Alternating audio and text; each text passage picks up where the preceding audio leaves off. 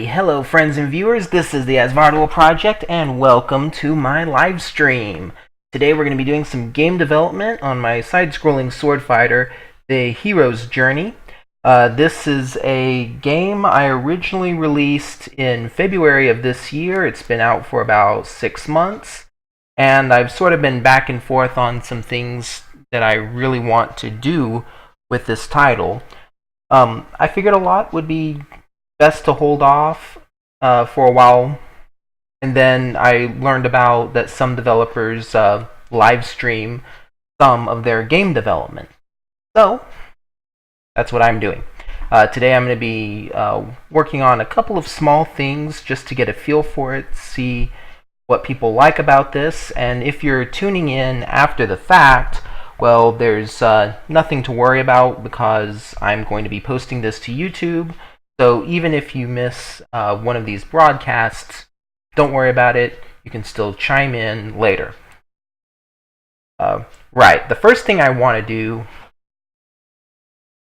there's a few things. I'm looking at my notes right here. One of the things I remember from a Let's Play was there was someone who wanted some more visual effects.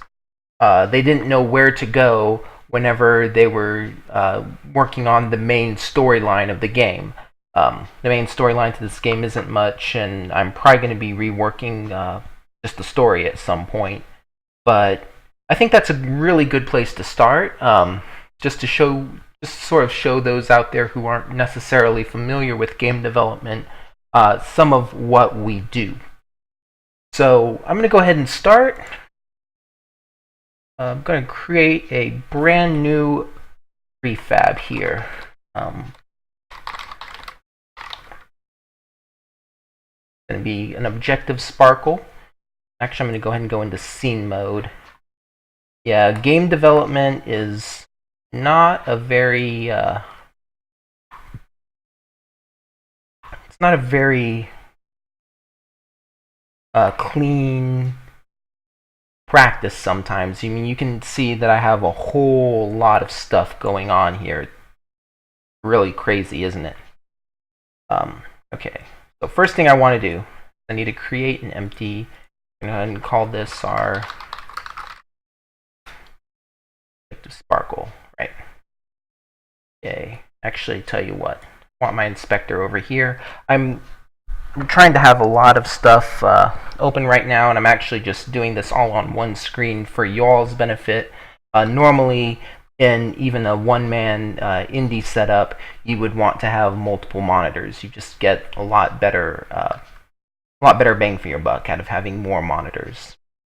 So let's see. It's been a while since I've done this. Actually, I've taken a little bit of a break from game development recently. Let's go ahead and use some legacy particles. The reason I use legacy particles is because Shuriken has the Shuriken engine that Unity has some pretty serious limits, unfortunately. It can't do like a black hole effect. It can't do. There's a number of effects it just can't do. So that's really why I don't use it. I also need a particle animator. There we go. Right, so it's upside down from what I normally do, but it's fine. So let's go ahead and actually, let's go ahead and move it. I noticed that it's in a really weird position. Okay. I'm just going ahead and yeah, there we go. We can see the particles at the center of the map. I'm going to go ahead and raise it by 1. There we go. Alright, so we have our sparkle effect. It doesn't really look very sparkly, does it? We need to change that. To do that, I'm going to go ahead and to start with, that's not what I'm after. That's light probe anchor. My bad. Materials.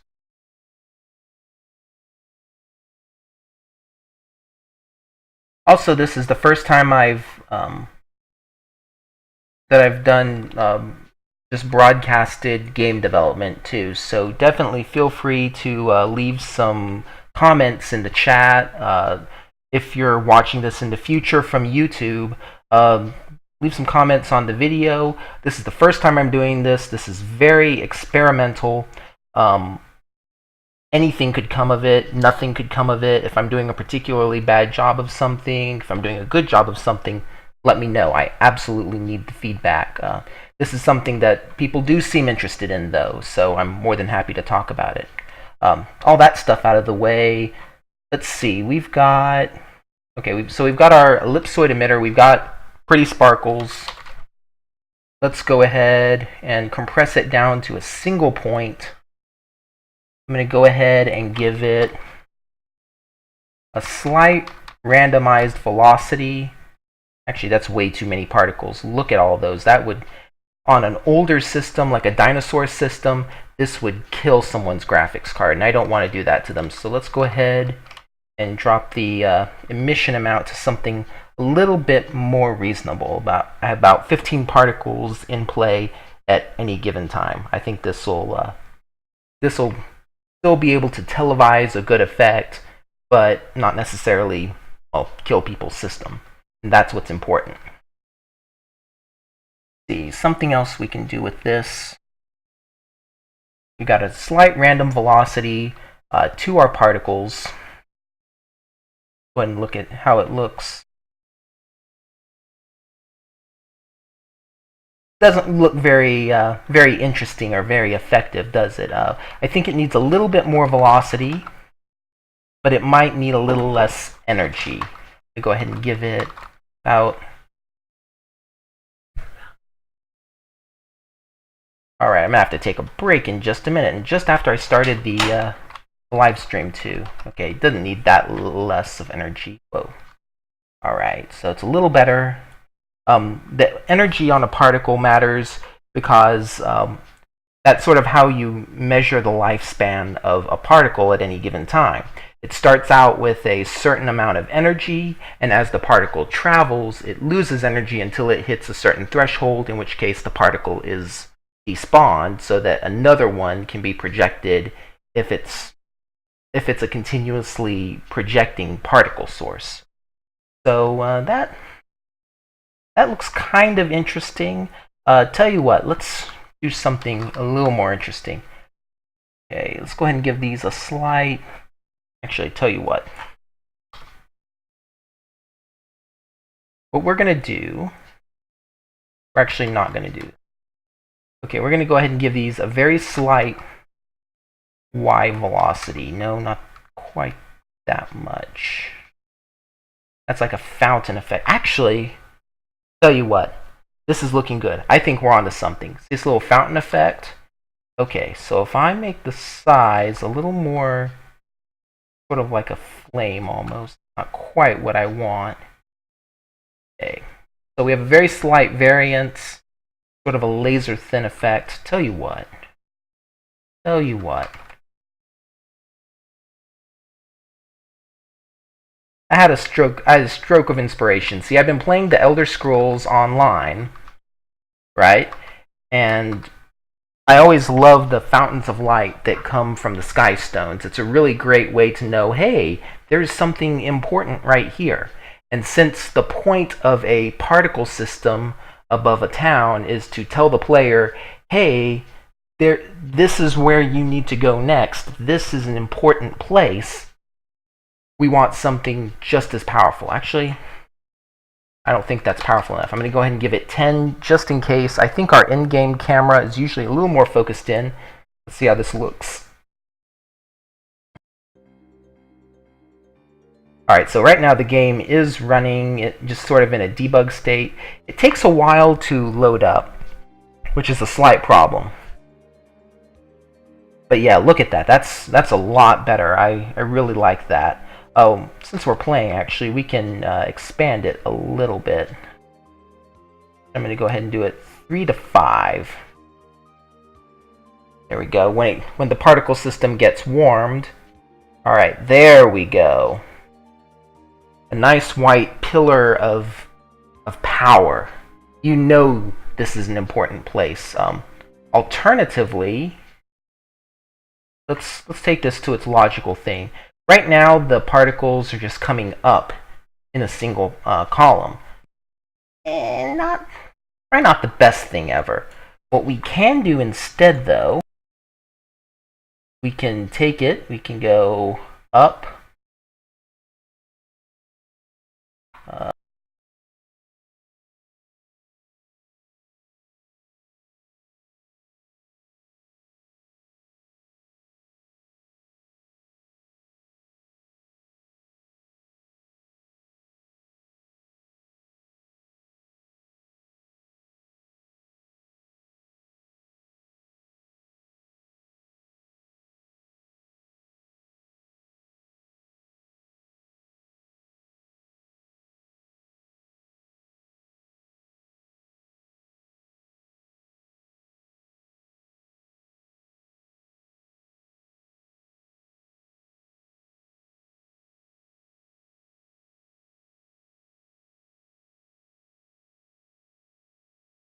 made it way too high up.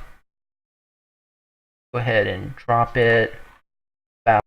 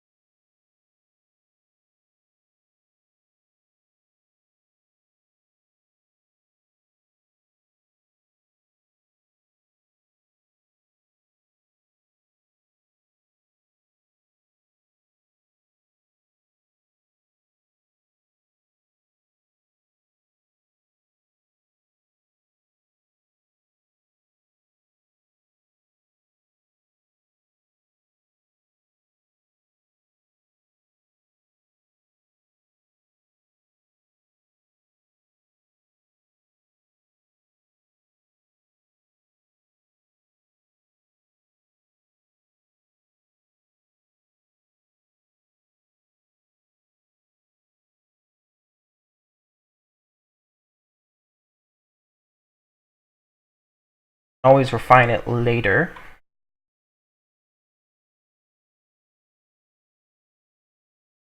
And where's my stylus? There's my stylus. All right. One of the important things if you are an indie game dev is to have a stylus, because it makes artwork a lot easier. I can just sort of draw on my stylus and make things happen instead of having to pixel things with my mouse pixel per pixel. A lot of people are scared of pixel art. In my experience, nothing to be afraid of, but it does have some caveats that you would be wise to be aware of. Now, something I'm doing right now is I'm going ahead and I'm setting the background to black, and then I'm setting that black as the transparent key for this image, and that has to do with sort of how the shader works. And there's more details behind it. I'm assuming for the purposes of this broadcast that you're not really interested in that. You're just looking for some cool things and wanting to see how someone goes about making a game. So let's not worry too much about that. If you want more, definitely leave me some comments and I can provide those for you. But let's go ahead and choose a nice bright color. Actually, tell you what, let's go ahead and go for some consistency in the color. One of the key colors I use for this game is this sort of baby blue right here, this 60, 100, 160.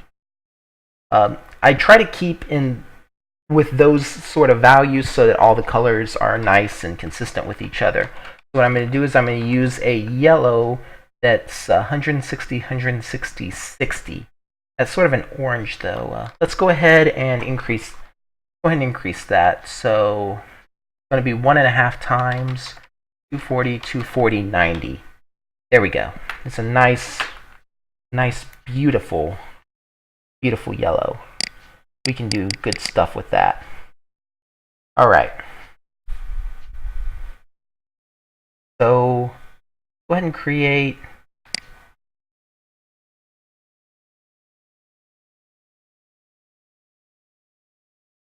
our image. For right now,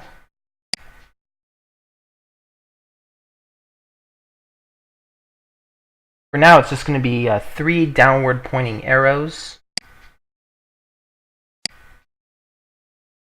Imperfectly drawn. Don't want this to be very stilted. I want it to be noticeable, and I want it to be kind of fun. But I also don't yet want it to be pixel perfect. I just want to prove this sort of concept to myself before I take it any further. Maybe arrows are not the way to go. I don't know that yet. I haven't tried it. So go ahead and export a PNG. I'm going to call this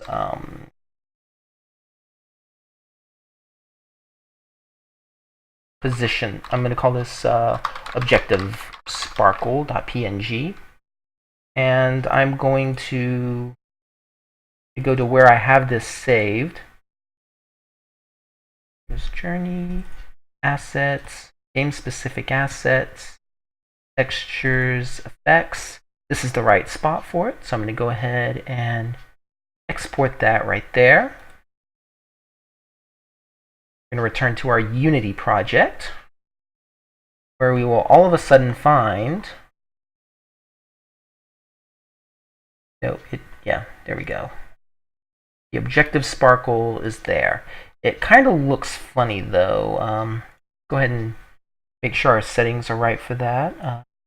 64 by 64, true color image, clamped. That doesn't really help. Bilinear. Alpha is transparent. There we go. Alright, that looks a lot more like what we painted. So let's go ahead.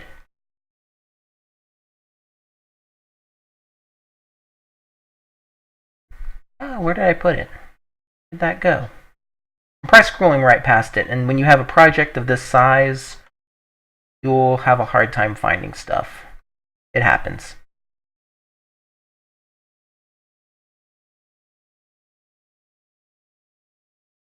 Dang, where'd that go? Oh, I guess it does. No, it doesn't really matter. We got this. We'll find it here.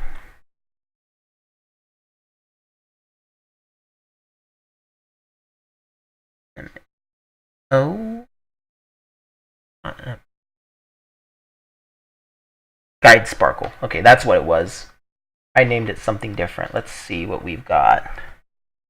Yeah, it's kind of spammy, isn't it? Um, this is a good time for your feedback in chat there.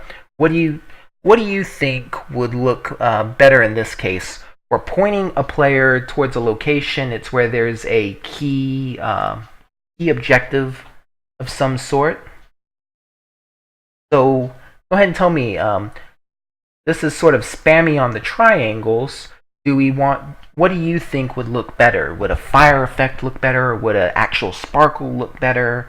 Or what are your thoughts on the matter? I'm watching my Twitch chat right now.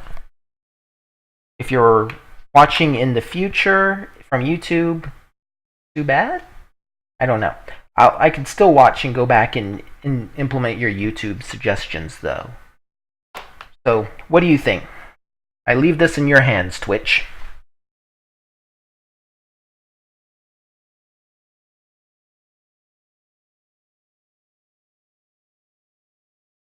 Actually, I've got a better idea. While I'm awaiting your feedback, let's go ahead and run the game so that we can see the descending triangles.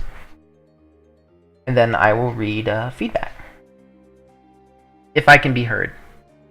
That's the only problem with this is I didn't double check that I could be heard.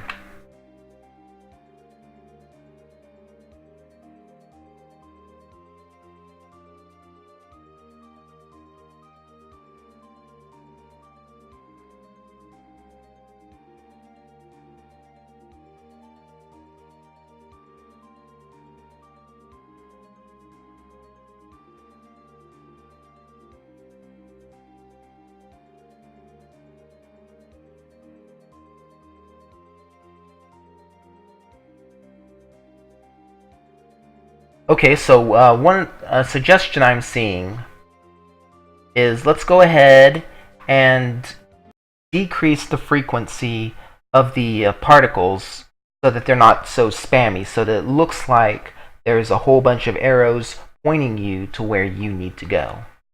Let's do that. See, right now we're having quite a few emitted at any given time. That and apply.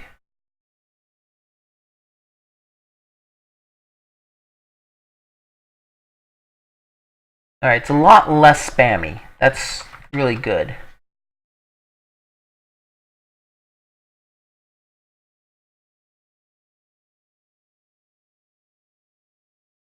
At one particle, we sort of have just one single particle being emitted at a particular time.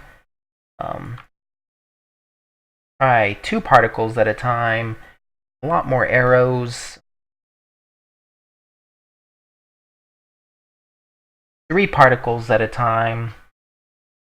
We have a lot of arrows pointing you to where you need to go. Actually, I think at this point it's safe to say that maybe our image isn't effective, so we can solve that pretty easily. Go back and clear it.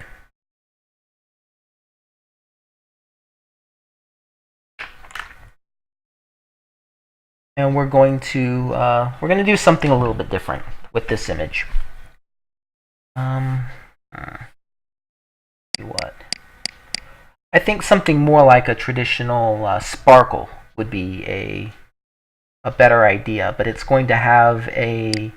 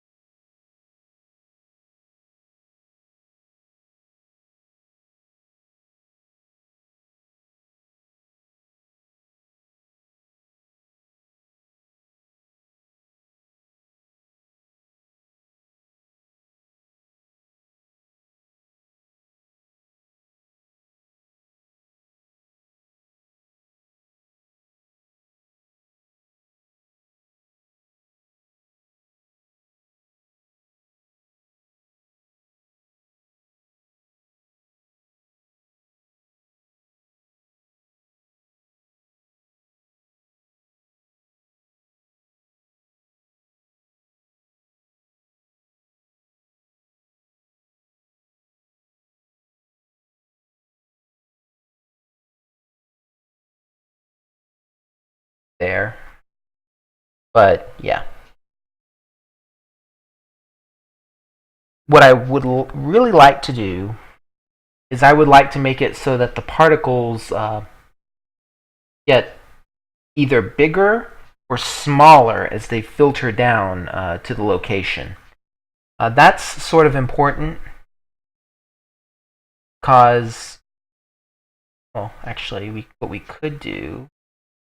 That's important because that has to do with the salesmanship of this particle system. I want players to know where to go. I want it to be visually obvious that, hey, these arrows are important. Go to this place, like right now. So let's see what we can do with that. There's a length scale, kind of interesting camera velocity scale. Size grow, that's what I was looking for. There we go. And as you can see, our particles start at their random size and then filter down as they get closer to that point. That's a really nice effect. We could take advantage of it more by making the particle emitter be a little bit bigger. So instead of being 3 to 5, let's do 0.5 to 0.6. That way, when they reach the origin point, they'll be a little bit fatter, which is good, very good, in fact. Another thing we could do, let's go ahead. Soft particles factor. Let's go ahead and make the particles a little bit. Make those a little bit softer and less hard on the eyes.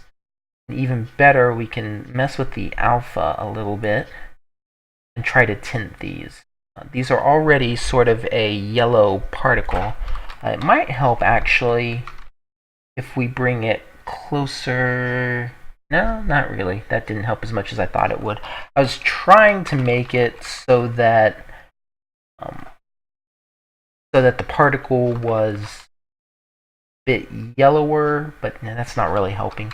Tell you what, let's go ahead and do that. That looks good. That looks actually really decent. I'm happy with that. Okay, cool. Go ahead and apply our prefab so it's saved.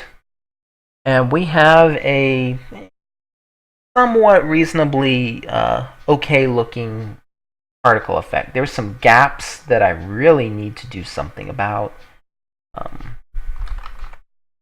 Go ahead and give a little bit of variance between the min and the max particle rate.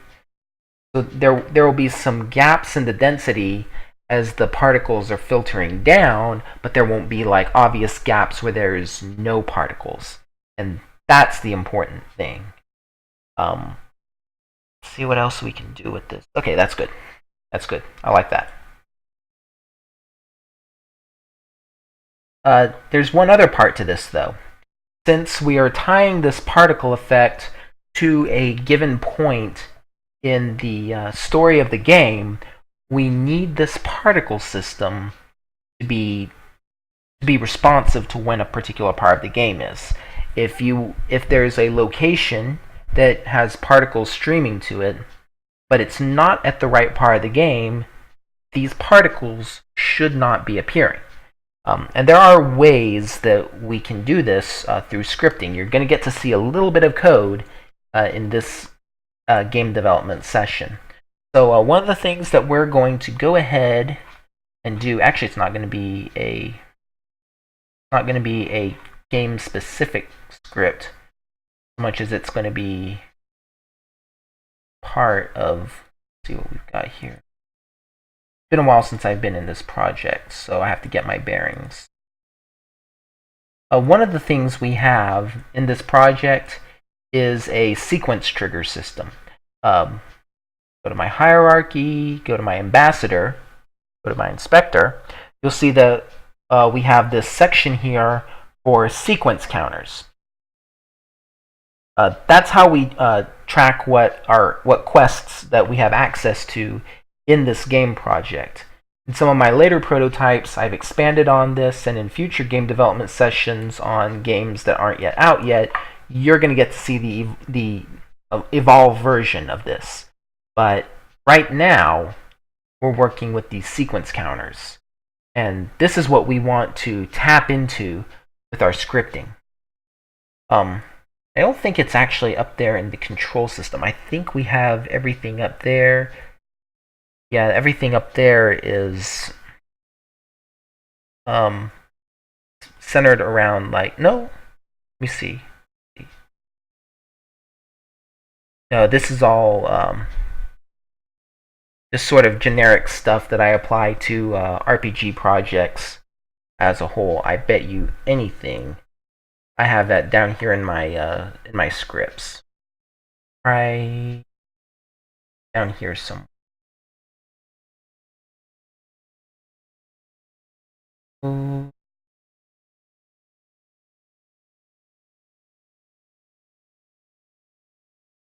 That's the ambassador script. All right, let's open this guy up. We'll go into code right quick because there's some things I need to see and reason through as I'm developing this along with you guys. Like I said, it's been a few months since I actively worked on this project. This game took me about 10 months to make. I just made it about an hour a day in my spare time after my normal sit-down job. And when I got done, I was long overdue from a vacation from it, so I took a break. I got to play some great games. I got to just chill out. It was great. Of course, thing is, whenever you do that, you sort of lose the mojo of your project. You sort of forget how things relate to each other. And that's not just something that happens in games. That happens in all software development. I'm a programmer by my day job, actually. But while this is loading up,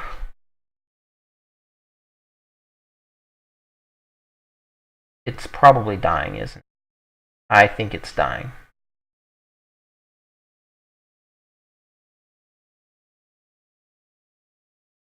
Task manager.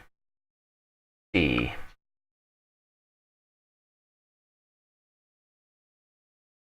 Monodevelop. And process. There we go. Let's try that again.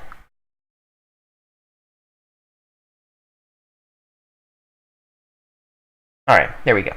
We're good. Right, so this is our ambassador script, and this is the class we're going to be using. We're going to be using this sequence counter class. Now, one of the things that our ambassador provides us for, though, is a way of checking a thread's progress. So I can just call the ambassador and say, hey, ambassador, for this thread, what's its state? Do we even have it? And then this code will fire off and either say, yes, this thread is at this state, or something else. Tell you what, I hear my name being called in the background, so I'm going to go for another very brief pause, and when I come back, we're going to solve this problem together. It'll actually be very quick. So I'll see you in just a sec.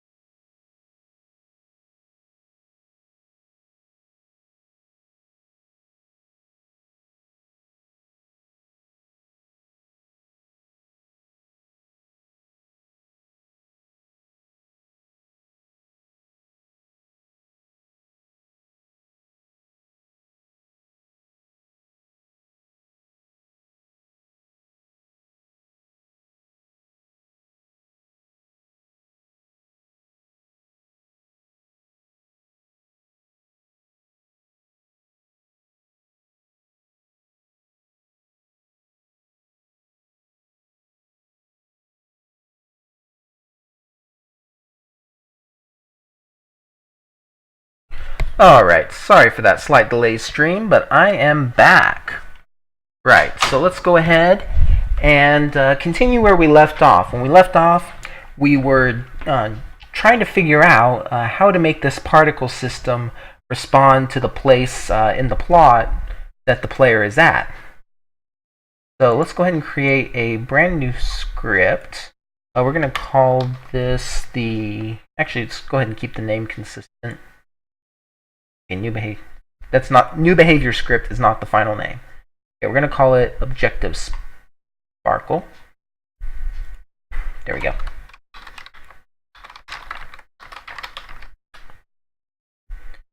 Alright.